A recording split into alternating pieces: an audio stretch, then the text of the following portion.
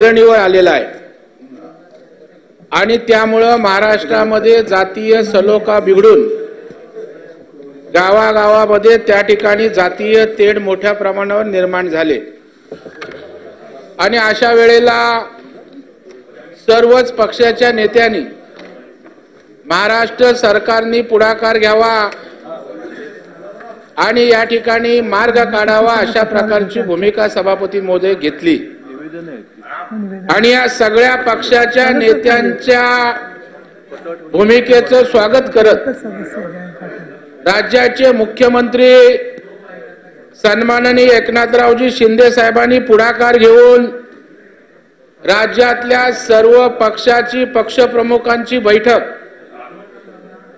काल सह्याद्री अतिथीगृहामध्ये त्या ठिकाणी आयोजित केली होती।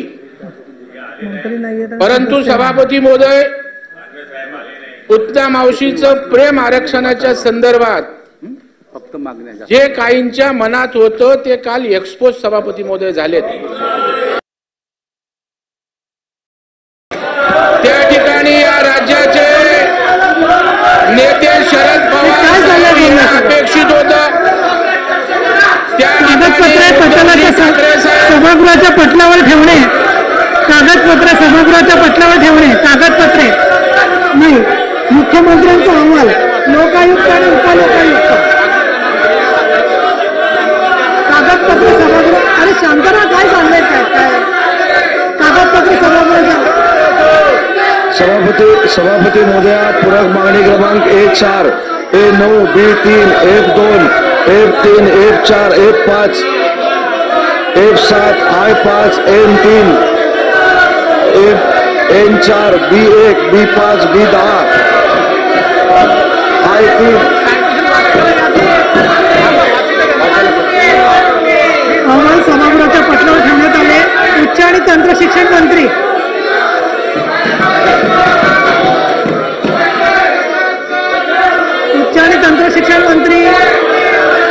एकमेकामुळे 1 फुटाचं अंतर सभागृहात सादर केलेल्या गोष्टी क्रमांक 133 ते 134 मध्ये मागणी क्रमांक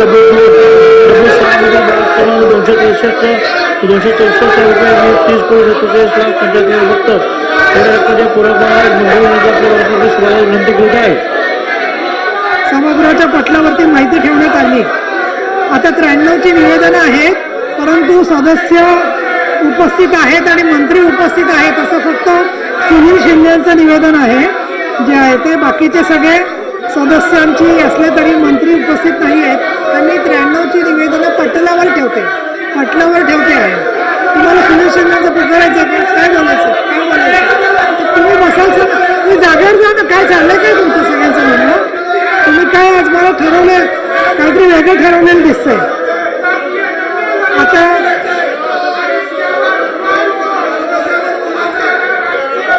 पूरक मागण्या घेते, जागर झालं सगळ्यांनी।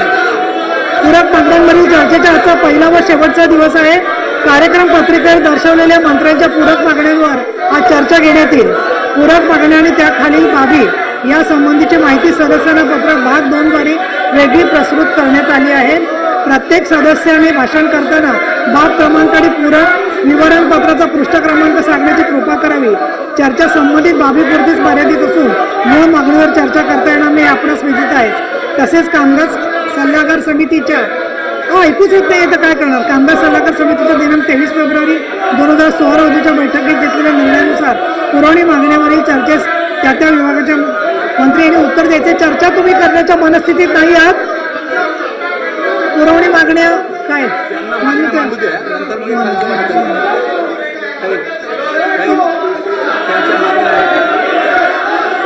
F4, F5, F7, I5, N3, N4, उपमुख्यमंत्री एक फुटाचं अंतर सोडा, एकमेकांमध्ये लांबून बोला।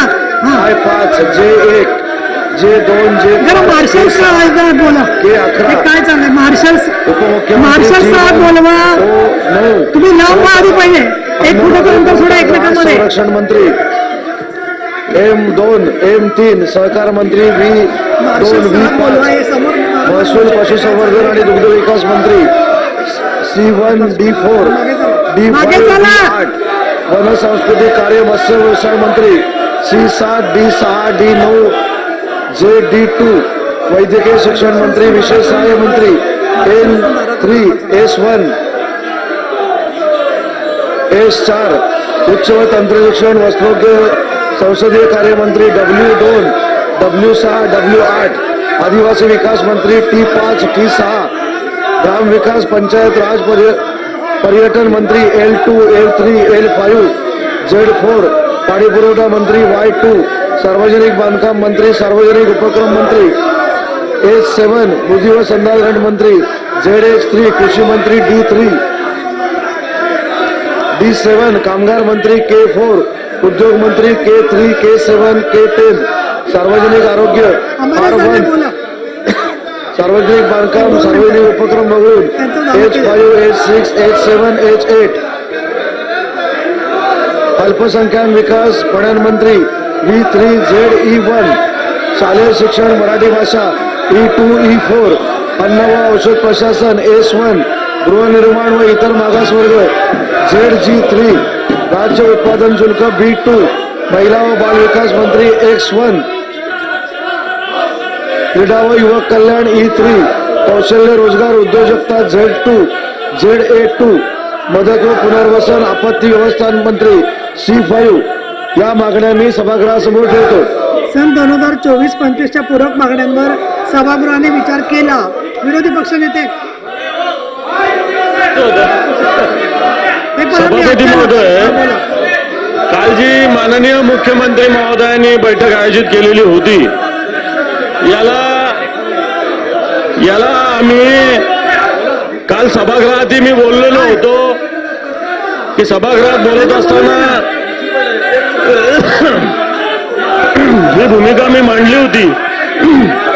जागेवर ज्या पद्धतीने सरकार जागेवर बसा आपापल्या पद्धतीनं सरकार या सगळ्या आरक्षण ज्यांना पाहिजे सांगितलं जागेवर जाऊन दोन्ही बाजूने बसा. दोन्ही सत्ताधारी पक्ष मी देते ना पण यांचं झालं यांना देते ना परवानगी त्यांचं चालूच आहे. अहो गोंधळ सुरू झालं तुम्ही काय करणार. दानवे तुमचं पूर्ण झालंय का हे पाच जागेवर बसल्याशिवाय काहीच चर्चा होणार नाही. मी आता सभागृहाचं कामकाज थांबवते. फक्त आजच्या लक्षवेधी जे आहेत त्या लक्षवेधी आणि प्रस्ताव आणि विधेयक ही मी प्रलंबित ठेवते. बाकी सगळं कामकाज मी पूर्ण दिवसासाठी संपवते.